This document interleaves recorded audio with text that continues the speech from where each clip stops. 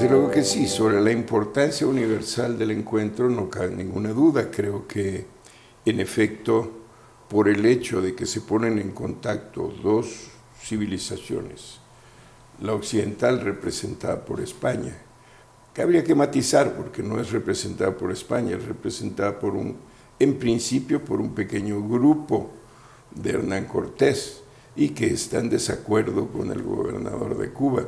Entonces, pero sí dio pie para que se confrontaran y se trataran de conciliar dos grandes civilizaciones. Y sí es un fenómeno universal de enorme importancia. Creo yo que hay una confusión entre dos encuentros que son diferentes, el de 1492 con Colón y el de México 1519.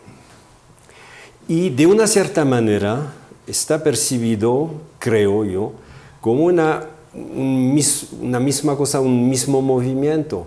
Y no lo es. La verdad es que Colón, por las condiciones que conocemos, llega en 92 sin ninguna preparación y sin saber exactamente lo que quería hacer, lo que es un problema. Entonces, este encuentro desembocó en un desastre, hay que decirlo. La primera presencia española es catastrófica, ¿no? Fue realmente lo que ocurrió fue un desastre. ¿Por qué? Porque hay una incomprensión mutua, porque los españoles están buscando oro y hay poco oro, finalmente es un oro patrimonial y hay, pero no tanto. Y la introducción del ganado mata absolutamente a todos los conucos, ¿no? Que son los jardines de los Taínos, etcétera, etcétera. Y creo que no podemos entender lo que pasó en México si no tenemos la visión de Cortés. Cortés es un testigo de lo que ocurre en las islas y es el testigo del genocidio, porque de una cierta manera va a desaparecer la 90 parte de la población indígena en una generación, lo que es enorme. Entonces, como testigo, Cortés reflexiona, lo piensa y llega a México con una idea, que va a ser la idea del mestizaje. Y finalmente lo que va a pasar en México va a ser realmente muy diferente de lo que ocurrió en las islas. Por ¿no? supuesto, estoy de acuerdo con eso. Hay matices del encuentro, desde luego, y hay instancias del encuentro. Colón llegó inmediatamente, concibió la idea de esclavizar a los indios. Sí. Idea con la que no estuvo de acuerdo la reina Isabel. Y después el gobernador de Cuba, Diego Velázquez de Cuéllar, también apoyó ese. Esa es una cosa, y otra es el papel de Cortés ya en su arribo a Mesoamérica. Tenía una idea completamente distinta, estoy de acuerdo. Pero eso no anula el fenómeno del encuentro extraordinario de las dos formas civilizatorias. Sí, pero creo que no es el encuentro de España con México, sí, ¿no? O es más bien una obra muy personal de Cortés que entró en el territorio mesoamericano con una idea muy específica. Y podemos explicar en qué consiste la idea de Cortés. Sabe que es imposible ganar una batalla militar. Entonces hay que eliminar la dimensión militar. Y finalmente Cortés va a reunir 500 españoles y con un armamento mínimo, 12 tiros de bronce, 12 cañones y 16 escopetas, lo que es absolutamente ridículo, y unas balestas y prácticamente nada. Entonces hay que entender la cosa siguiente, si no Cortés entra con un ejército, ¿cómo va a llegar hasta México y luego cómo se va a hacer la fusión de los españoles y de los indígenas en México? Eso es la verdadera pregunta. Claro. Y ahí vienen los matices de las formas en que operó el propio Cortés una vez que pisó tierra mesoamericana. Porque él traía una ética definida que de alguna manera estaba instruida por el gobernador de Cuba, pero que después reconsideró Hernán Cortés. Por ejemplo, cuando se adelanta el barco de Alvarado en Cozumel, Alvarado llega e incluso toman objetos del templo, algunos objetos de oro y algunos objetos de... Pues más bien de cobre, ¿no? Pero de cobre. Pasaba por oro. Bueno, sí. Era oro bajo. Había un poco, sí. Era oro bajo. Y otros objetos de barro. Y Cortés se molestó con Alvarado profundamente sobre ese hecho. Y eso demuestra que Cortés traía ya propósitos éticos muy definidos. Sí. Ahora, yo me pregunto, si eso es así, y efectivamente reconvino a Alvarado y lo regañó en público tremendamente, ¿por qué no ocurrió lo mismo cuando Alvarado hizo la matanza de Tenochtitlan, por ejemplo? Era para que Cortés le hubiera cortado una mano, por lo menos, ¿no? Y sin embargo no dijo absolutamente nada Cortés. Pues creo que se enojó mucho porque lo que hizo Alvarado no tenía explicación y no tenía justificación. Se enojó mucho. Pero para regresar estoy de acuerdo, él regañó a Alvarado para el robo de pavos, etcétera, de gallinas. Pero fue lo mismo, tenemos 2 o 3 momentos cuando llega la tropa de los españoles a Zempoala. También hay un soldado que intenta robar 2 pavos, 2 guajolotes y lo condena a muerte. Y finalmente Alvarado lo va a salvar al último momento y es un tal fulano de Mora, nos dice Mora. Díaz del Castillo. Entonces, eso es una constante de Cortés. ¿Por qué? Porque Cortés intenta lograr su propia aceptación adentro del marco mesoamericano, lo que no era evidente. Pero mi idea fundamental es que Cortés llega a México conociendo el funcionamiento del mundo indígena. Uno, porque el mundo caribeño es mesoamericano. Los ritos son los mismos, etc. Hay muchas semejanzas. Y 2, conoce bien el territorio mesoamericano, el territorio mexicano, la parte del altiplano. Hay mucha información que circula, ¿no? Y entre las islas y el continente. Entonces, realmente sabe cómo funciona. Y su idea es que como desde 1000 o 2000 años los mesoamericanos construyeron su civilización a partir de la integración de los nómadas. Los agricultores aceptaban a los nómadas que eran los guerreros del norte, normalmente venían del norte. La idea de Cortés es que finalmente, como somos un pequeño grupo, nos van a dar la acogida. Entonces fue la apuesta de Cortés, la idea de entrar sin pelear en Mesoamérica. Estoy de acuerdo con eso. Ahora, sí hay diferencias entre los grupos caribeños y los grupos mesoamericanos. Sí. Hay diferencias. Pero era mesoamericano. Claro, acá eran prácticamente ciudades-estado, ¿no? Y allá pues, están en una organización tribal todavía bastante diferente. Bueno, en las creencias probablemente, en el modo de asumir las concepciones divinas, probablemente había una relación.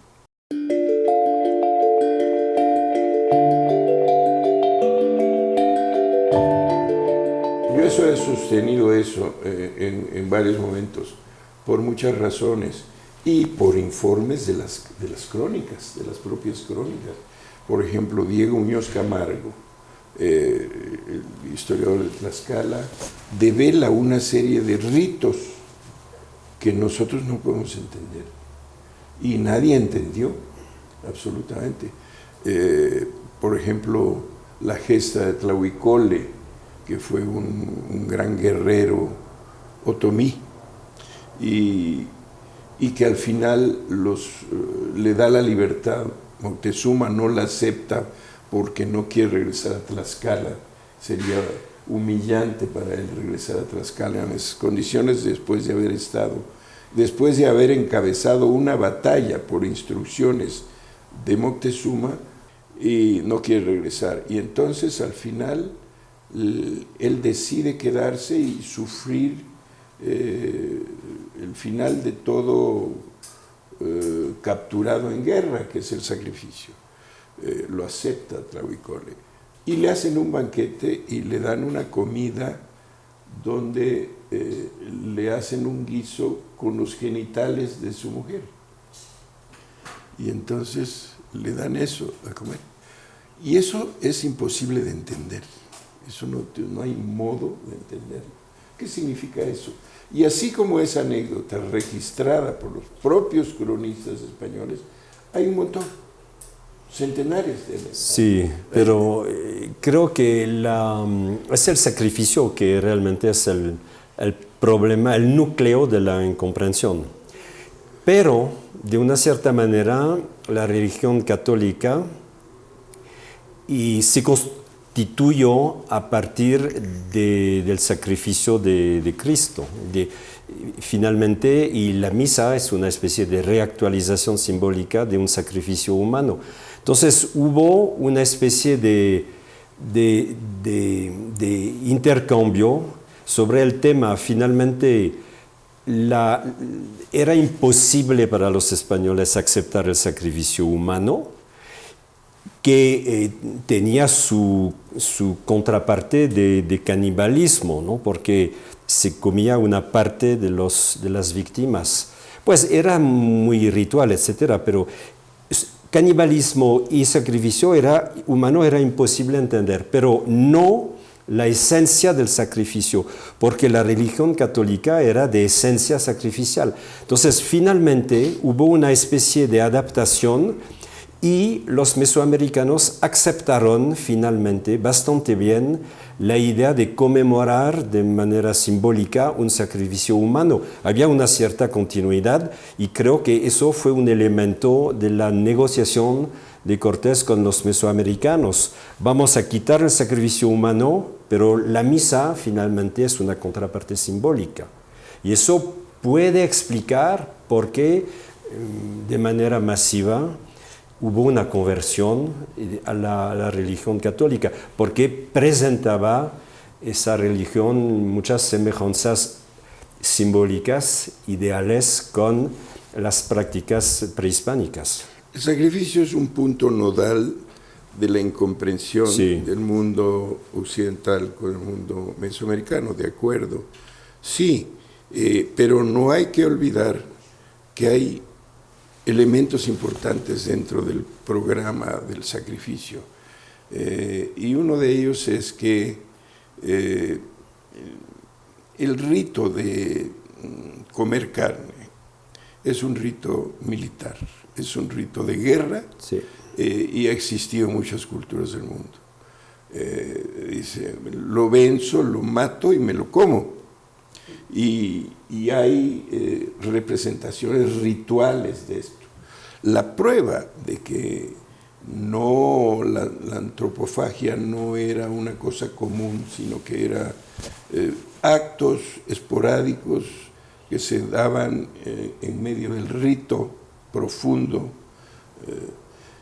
es que, y esto lo da el propio Bernal Díaz del Castillo, y es que después de los 93 días de guerra que duró, según Bernal, la batalla de Tenochtitlan, en donde el pueblo de México Tenochtitlan se aparta, las mujeres, niños, ancianos, y se esconden y comen raíces y comen cortezas de árbol y están desesperados durante 3 meses. Y está repleto de cadáveres el entorno y no se comieron a ningún cadáver. Ergo, esta es la prueba total de que la antropofagia era un fenómeno ritual esporádico.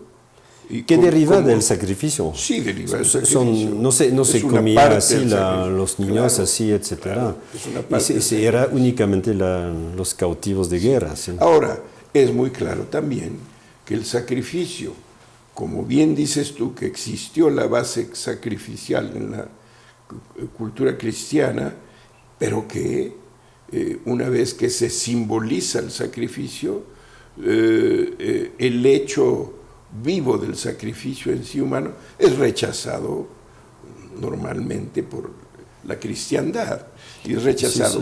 Y eso fue la punta de lanza de la justificación de la intromisión española en Mesoamérica, porque estás de acuerdo que todas las crónicas del siglo XVI y XVII empiezan con ese tema, es decir, los sacrificios, y llegan a decir que hay fiestas en donde sacrifican 150,000 personas. Son locuras. Entonces se usó el sacrificio como punta de lanza para justificar ante Europa y ante el mundo no tanto el hecho de la invasión, sino los modos en que se invadió. Por ejemplo, la masacre de Cholula y la masacre de Tenochtitlán, y la acción de la corona después.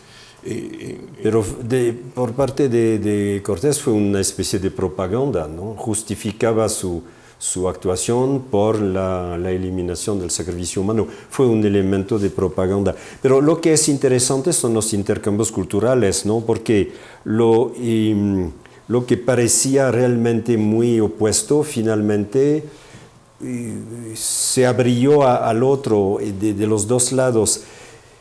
Por ejemplo, llega Cortés con la idea de pedir una inserción cultural con su grupo de españoles adentro del marco de Mesoamérica. Y en el camino, en Centla, y luego en Zempoala, y luego en Tlaxcala, Cortés va a recibir mujeres.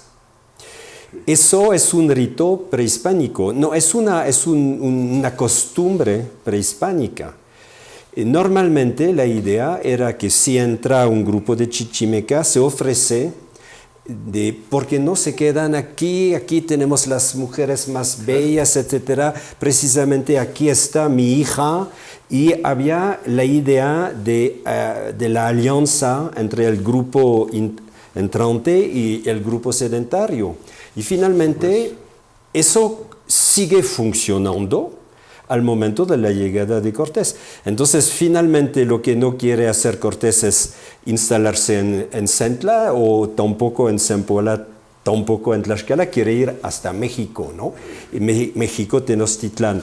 Pero la idea es que la ofrenda de mujeres significa pues que se queden con nosotros, etc. Y finalmente Cortés va a jugar mucho con eso.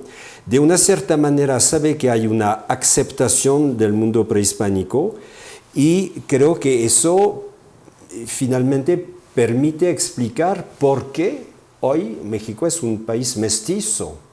Finalmente no fue un desplazamiento de España hasta México, fue la entrada de un pequeño grupo con un señor Cortés que era inteligente, que había estudiado su operación, no llegó así como Colón sin saber, y realmente había pensado el asunto, sabe exactamente lo que quiere hacer y lo hizo.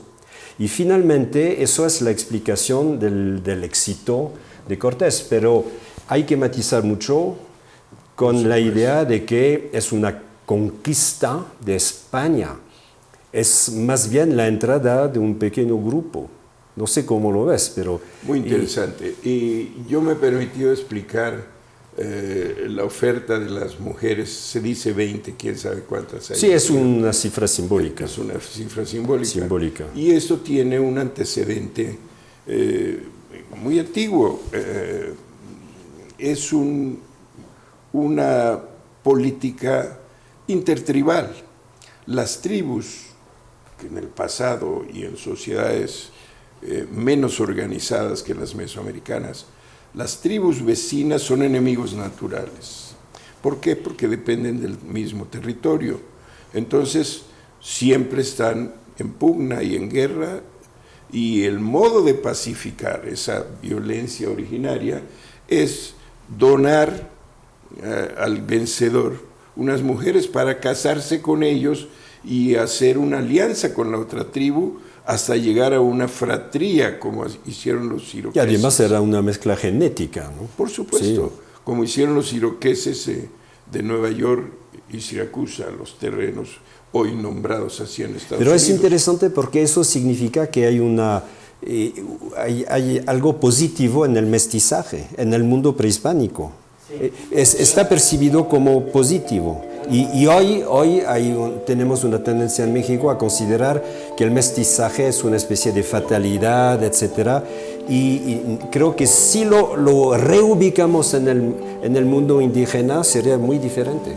Se usó así porque en el propio Nueva España se utilizó como una forma de desprecio el término de mestizo.